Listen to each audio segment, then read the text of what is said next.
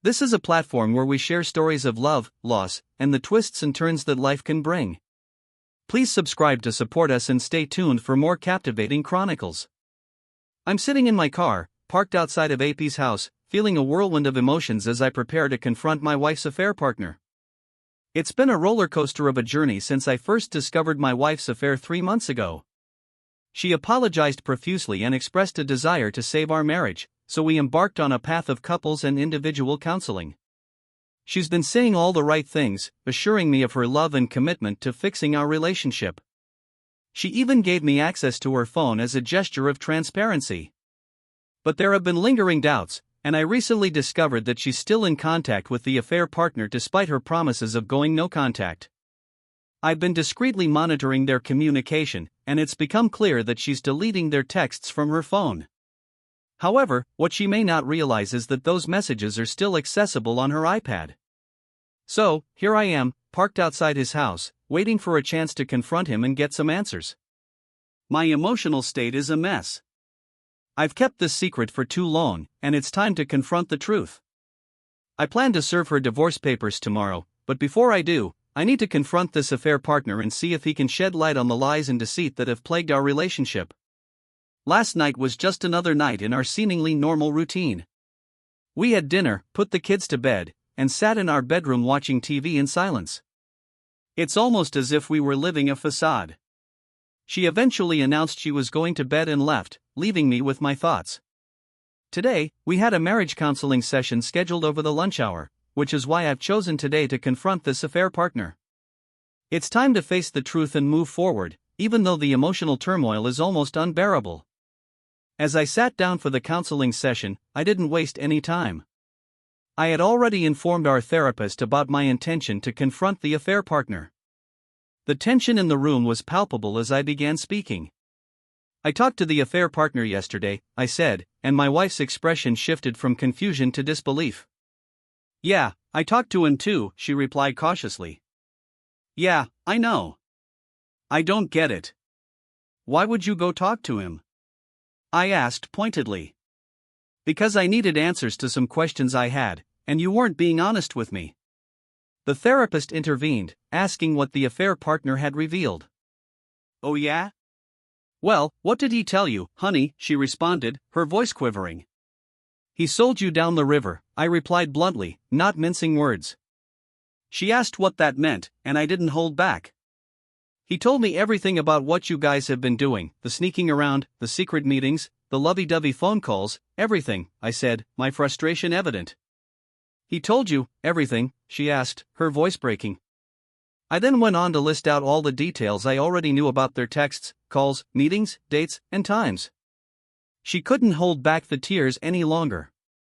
It became crystal clear to me that while she had been in therapy telling me one thing, her actions told a completely different story. So, I'm done, I declared, my voice unwavering. What do you mean, you're done? She stammered, her eyes welling up with tears. Handing over the divorce papers. I want a divorce, I stated firmly. She took the paperwork in her hands as if it were a venomous snake and stared at it, clearly overwhelmed. She then looked to the therapist for help, desperately seeking a way to fix this. I don't want a divorce. I want you. I want our life. I want to stay, she pleaded. The therapist chimed in, addressing the conflict between her words and actions. Do you see where confronting the affair partner is coming from when your actions contradict your words? You always believe the actions, not the words. Your actions have told me all I need to know, I explained, my anger and betrayal palpable. The rest of the session took an unexpectedly cordial turn, with tears on both sides. I expressed the deep sense of betrayal and anger I felt that she would continue this affair behind my back, while she cried because her entire life, as she knew it, was crumbling before her eyes. As we walked out of the therapist's office, she reached for my hand in one last desperate attempt to gain my forgiveness. I pulled my hand away and told her in no uncertain terms that I was done and did not want her in my life anymore. She fell to the ground sobbing, and I left her there. Driving away from the therapist's office, I called the affair partner's wife and left her a voicemail, saying, I really need to speak with you. Please call me ASAP. I then called my attorney and instructed her to file the paperwork for the divorce but to hold off unless things got ugly. My phone rang several times with calls and texts from my wife after I left, but I let them go to voicemail, unable to bring myself to listen to them. I felt like a shell of myself as I drove to her parents' house. Just before I walked in, my phone rang again. It was the affair partner's wife calling me back. He hadn't said anything to her. I requested a face-to-face meeting, and she agreed. We set a time and place to meet up in an hour. Walking into her parents' house, I braced myself for the emotional storm that was about to erupt. Her mom broke down in tears immediately, and her dad remained stone-faced. I felt a mix of sympathy and frustration as I told them everything. I love her, and I tried to make it work, I began, but I refused to stand there while she continues to cheat on me behind my back. Their reactions were hard to read, given the shock of the revelation. I made it clear that I wouldn't slander her or spread the truth to our friends and family, but they needed to know why we were divorcing. I emphasized that I didn't expect their support in this matter, but they needed to be prepared for what lay ahead. This was all about our children, and I couldn't allow them to live in squalor during their time with her. I knew her parents could and would support her financially. Before leaving, I told them that I loved them and would miss our relationship. Her dad and I shook hands, and I hugged her mom. Then, I drove to the meeting place to meet the affair partner's wife, my emotions a turbulent mix of anger and sadness. As I sat in the car, waiting for the affair partner's wife to arrive, I steeled myself for the difficult conversation ahead. I planned to tell her everything, even showing her the evidence if necessary. Her reactions would guide the next steps. No one should have to endure this alone. When she arrived, it was evident that she sensed something was amiss. She tried to maintain a friendly facade, but I could see through it. With a heavy heart, I began, "I have something I need to tell you. It's not going to be easy, and I'm truly sorry for what you're about to hear.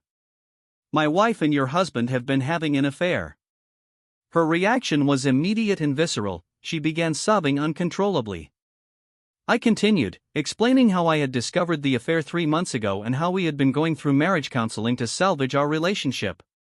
She listened intently until I mentioned that they were still seeing each other, at which point she broke down again. I had to pause for a moment.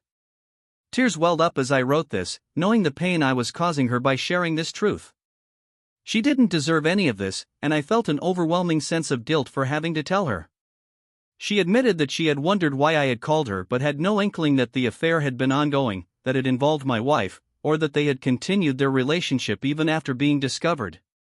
The affair partner's wife's world was utterly shattered by the revelation, and when I offered to show her the video, she initially thought it was an intimate recording of the two of them, which disgusted her. However, I quickly clarified that it was a video of my conversation with her husband. After some consideration, she decided she wanted to see it. I had taken the time to edit the video down, condensing the roughly 20-minute conversation into a concise 60-second clip. As I played it for her, she began crying as soon as she saw his face. I paused it to make sure she was sure about watching it, and then I let it play out. At that point, there wasn't much more to be said. I expressed my sincere apologies for being the one to deliver this painful truth to her. She thanked me for opening her eyes, and I assured her that I understood the overwhelming emotion she was experiencing because I had gone through the same 3 months ago. I offered my support, telling her that if she needed someone to talk to, vent to, or even scream obscenities at, she could call me, and I would be there for her. She expressed her gratitude, we hugged, and we left it at that. I couldn't predict her next steps, but I had a feeling it wouldn't bode well for the affair partner. I truly felt sorry for her and for her children. Afterward, I got back in my car and headed home, where my phone had been incessantly ringing during our conversation. My soon-to-be ex-wife had been desperately trying to reach me since I left her earlier in the day. Upon arriving home, I found her sitting in the driveway, smoking, and as soon as she saw my car, she began screaming. I decided to start recording the interaction with my phone, discreetly placing it in my shirt's front pocket to capture everything. She accused me of telling her parents about the affair, hurling insults at me. I calmly responded, "Yes, I did. They deserve to know the truth about why we are divorcing." I didn't lie or make anything up, I told them the truth, and I told them that they should love and support you through all of this." Her rage quickly transformed into sobbing, and she kept apologizing, asking what she could do to fix things and telling me she never wanted any of this to happen. I listened to her, but when she finally ran out of things to say, I made it clear that I had already said everything I needed to say at the therapist's office earlier that day. I told her that I would pick up the kids from school and handle dinner. However, I informed her that she could not stay at the house that night and suggested she stay with her parents. With that, I left her in the driveway and went inside to prepare for the next steps in this tumultuous journey. The emotional roller coaster continued as my soon-to-be ex-wife got angry when I mentioned that she couldn't stay at the house that night. She asserted her right to see the children, but I calmly explained that I didn't intend to keep her from them. I expressed concern about her emotional state and how it might affect the kids, suggesting that she tell them she's staying with her parents for a few days to help out due to her father's illness and her brother needing assistance around the house. She began sobbing again and my heart ached for her. I saw the person I once loved, the woman I married, in such a raw and vulnerable state. I hugged her and offered my condolences for the difficult situation we were both facing. However, I also made it clear that her choices had brought us to this point and I couldn't continue in a marriage where I was treated this way. We stood there, embracing for a long time, with her crying into my shoulder. Eventually, she pulled away and attempted to kiss me, but I declined, telling her it wasn't going to happen. She broke down again and I turned and walked into the house. I retreated to the kitchen and poured myself a stiff drink to try to cope with the emotional turmoil. After a while, I heard her come into the house and I could tell she was packing a bag. She found me in the kitchen with her suitcase packed and in a teary outburst, she told me, "I hope you're happy." My response was honest, but somber, "I'm not happy at all. I didn't want this. I wanted you. I wanted us. I wanted a wife who would love me and treat me with kindness, and instead, I got this. So, no, I'm not happy at all." She protested, questioning why I wasn't fighting for our marriage and throwing away everything we had. I refused to engage with her as she hurled obscenities my way. When she realized I wouldn't respond, she left, slamming the door so hard that it knocked a picture frame off the wall in the back hallway. I remained in the kitchen, replaying the video of her outburst. I knew that having video evidence could be important for my legal protection if things escalated further. Afterward, I picked up the kids from school and brought them home. I explained that their mom would be staying with their grandparents for a few days. They were understandably sad but didn't ask many questions. We spent time together, had dinner, and got ready for bed. As I write this, the house is quiet, and I realize how much I miss the noise of our family life. I pour myself a few more drinks before heading to bed, bracing myself for the challenges that lie ahead. I talked to the affair partner's wife on Friday, and she told me that she's not ready to end their marriage. They're committed to staying together and are undergoing counseling to try and make things work. They have children together, and I completely understand her desire to save her marriage. After all, I did the same thing when I was in her shoes. Their kids don't know about the affair, and I genuinely wish them the best. I hope they can salvage their relationship. She asked me not to contact her while they work on their issues, and I fully intend to respect her wishes. My wife and I had another therapy appointment on Friday, and we focused exclusively on how to tell our kids about the impending divorce. I clarified that it was she who had thrown everything away when she went back to the affair partner. During this session, she repeatedly begged me not to go through with the divorce. I reminded her that she made that decision for me when she returned to the affair partner after I explicitly told her not to. She tried to explain that they hadn't been intimate again after I found out, and she didn't divulge the details of our situation with him. However, when confronted with the evidence, she broke down and admitted that she knew what she was doing was wrong but didn't think about the consequences. She confided in the affair partner because she felt she couldn't talk to anyone else about it, not even me, her husband, whom she was supposed to be working things out with. Even when I briefly consider forgiving her and giving our relationship another chance, I keep coming back to the lies and deception. She continues to dig herself into a deeper hole, lying about sleeping with the affair partner and the details of her conversations with him. It's become second nature to her, and I know I can never trust her again. Her lies roll off her tongue as if she genuinely believes they are the truth, but I'm informed enough to see through them. So, even in the moments when I'm tempted to embrace her, kiss her, and tell her everything will be okay, I'm reminded of her lies, which keeps me focused on moving forward separately. We told the kids about the divorce on Friday night, and it was an agonizing experience. They completely understand what's happening, and they are a mess emotionally. They're angry at her for having a boyfriend and at me for leaving their mom. She really didn't want me to mention that she had a boyfriend, but I stood firm on that part. The kids have their first therapy appointment on Friday, and I'm hopeful that it will help them start working through their emotions regarding the entire situation.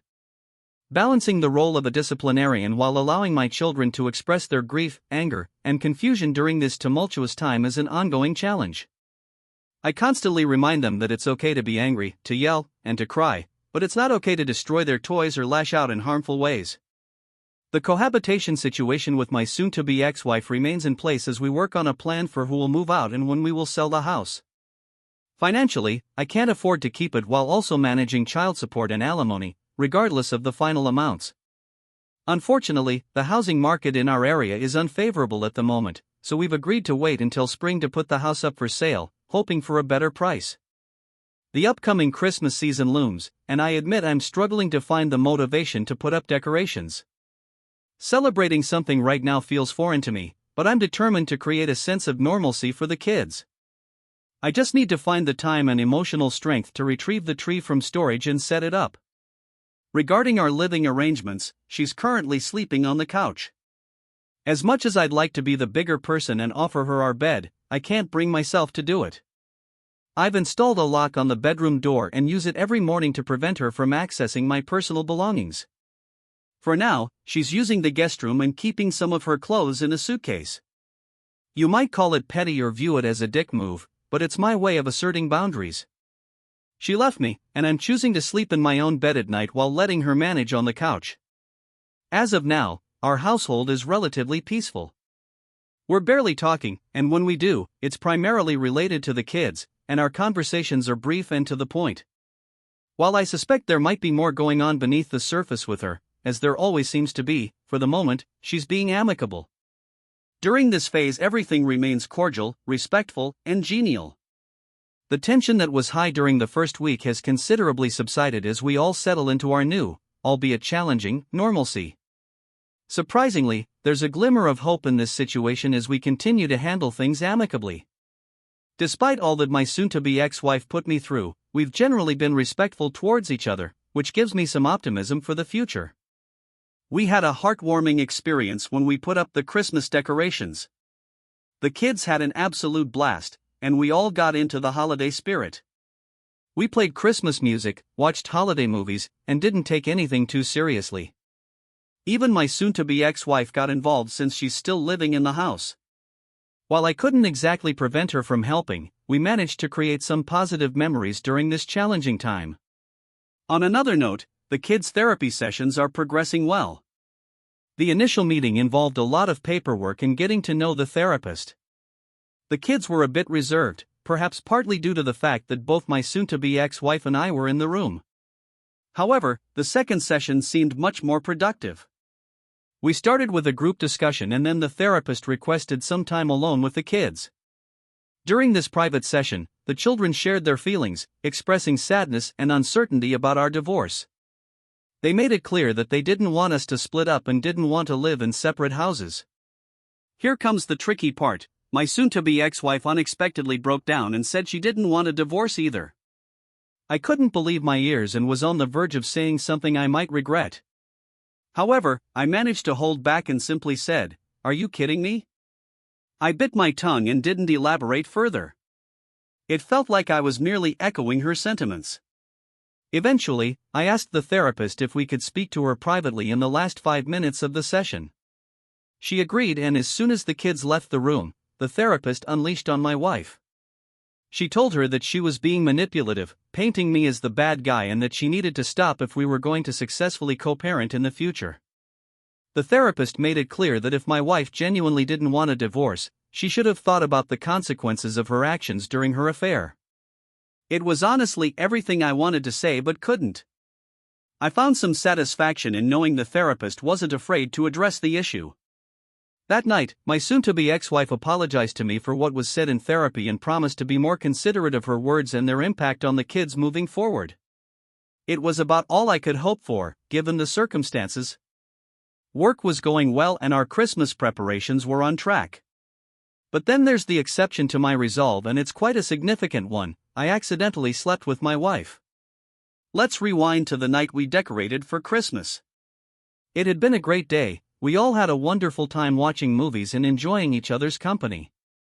It felt just like the good times before all the problems started. After we put the kids to bed, we settled down to finish watching It's a Wonderful Life, her favorite Christmas movie. We'd both been sipping on eggnog and brandy throughout the evening, and between the warm feelings and the warm brandy, I didn't realize how much it was affecting my judgment. She leaned over and kissed my neck softly, and before I knew it, things escalated and we ended up being intimate. I wish I could say that I wasn't thinking, "Don't do this," but I was aware of it. I just went against my better judgment and let it happen. It had been so long since she and I had been together, and I know I wasn't in my right mind, but that's no excuse. It was great and we both had a fun time. However, as I lay there afterward, I couldn't help but feel disgusted with myself for doing it. After all that had happened, her betrayals, and all the progress I had made, I was furious at myself for going against my resolve. That night, I made it clear to her that it didn't change anything between us, that I still wanted a divorce. I emphasized that it couldn't happen again and we weren't going back to the way things were. She agreed, or at least she said she did, but with her, you can never be sure. I haven't had the chance to discuss it with my therapist or our marriage counselor, with whom we're still meeting. I also need to get an STD test because I'm uncertain whether she picked up something from her affair partner. I don't have to worry about a surprise pregnancy since I had a vasectomy several years ago, but the rest of it just boggles my mind. How could I have been so stupid and let my guard down? I'm sorry if this disappoints anyone. I'm not perfect, and I'm mad at myself for what happened. I won't let it happen again. My wife and I ultimately decided to try and make things work, and I understand that might disappoint some of you. I've grappled with feelings of disappointment in myself for most of the past year. We're not back to 100%, and I'm not sure if we ever will be, but things are undoubtedly better. To reach this point, we went through about 9 months of intense therapy, both individually and together, along with therapy for our kids. We both had to be willing to forgive and move forward. Frankly, it's something of a miracle that we made it this far. I made it clear that we couldn't be sleeping together again. We continued to attend couples therapy, and she started opening up about what she was thinking and feeling, what led her to reconnect with that affair partner, and the changes that had occurred in both of us. Around March, it became evident that something had shifted in our relationship.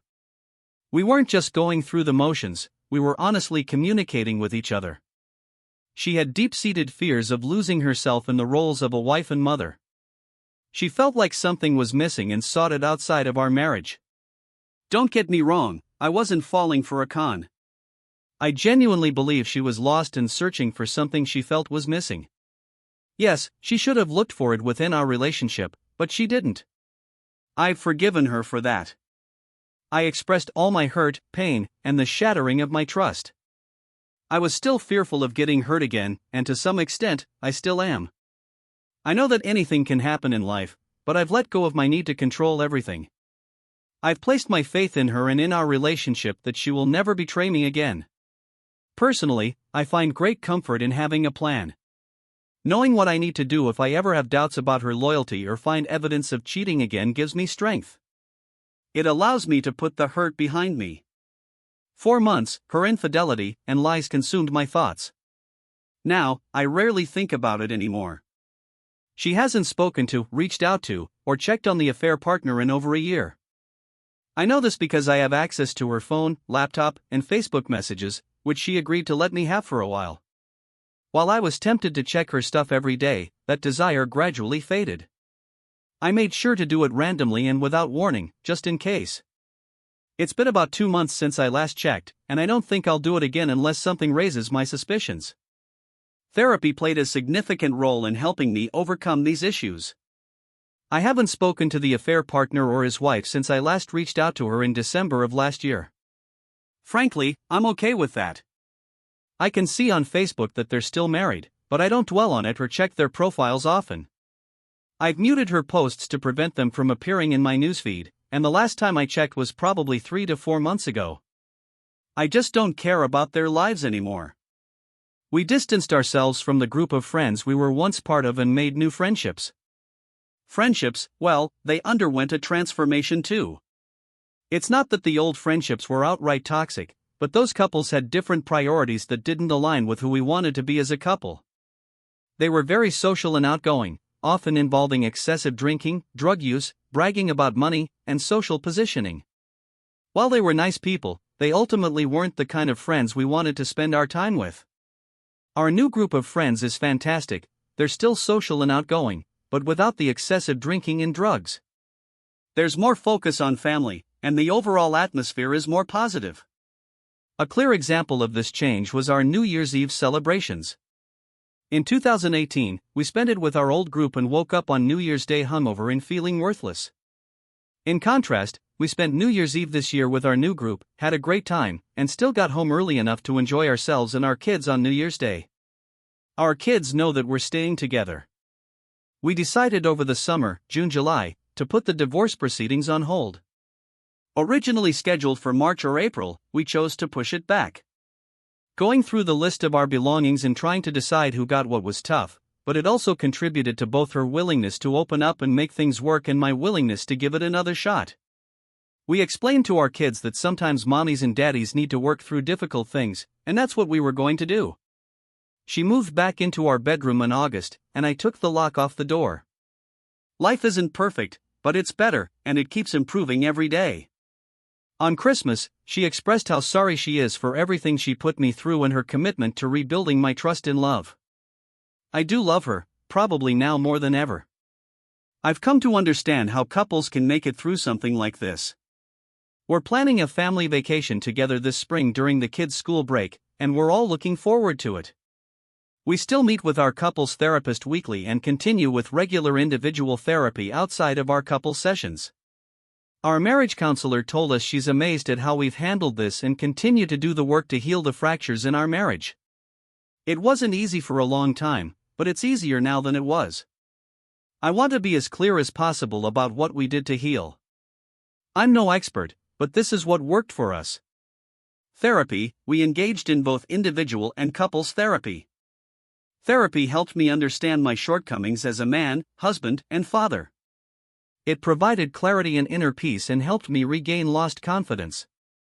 Her individual therapy helped her identify and address her own shortcomings as a wife and mother, enabling her to decide whether reconciliation was genuinely what she wanted. Open communication, we opened up and honestly discussed our feelings, fears, and doubts. It was crucial to understanding each other's perspectives and moving forward.